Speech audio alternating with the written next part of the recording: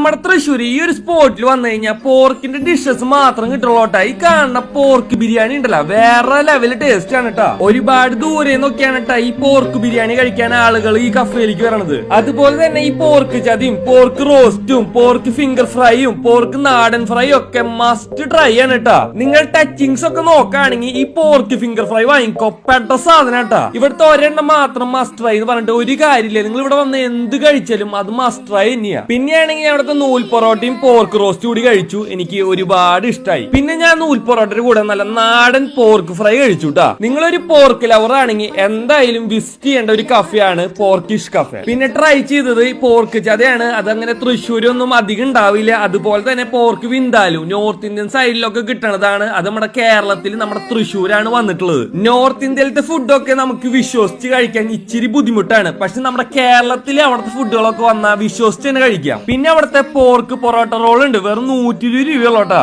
നമ്മുടെ ഇരിങ്ങാലക്കുടയിലുള്ള Christ college പിള്ളേർക്കൊക്കെ ഇനി ഇതൊരു സ്വർഗം തന്നെയാവും. ഈ കാണുന്ന പോർക്ക് കൊത്തു പൊറോട്ടയ്ക്ക് വെറും 160 രൂപയുള്ള 2 പേർക്ക് സുഖമായിട്ട് കഴിക്കാൻ പറ്റും. പിന്നെ പോർക്ക് കൂർക്കും അതുപോലെ തന്നെ പോർക്ക് മസാല ദോശ വരെ കഴിച്ചിട്ടുണ്ട് നിങ്ങള്. ഏകദേശം 40+ വെറൈറ്റി പോർക്കിന്റെ ഡിഷസ് ആണ് ഇവിടെ വന്നാൽ നിങ്ങൾക്ക് കിട്ടുക. ഈ ഒരു ലൊക്കേഷൻ വരുന്നത് നമ്മുടെ ഇരിങ്ങാലക്കുട തൃശ്ശൂർ ഹൈവേയിലുള്ള കട്ടുങ്ങച്ചിറയിലുള്ള പോർക്കിഷ് കഫേ ആണ്. എന്തായാലും ട്രൈ ചെയ്ത് ഫീഡ്ബാക്ക് പറയാം. Bye from Thrissur food stories.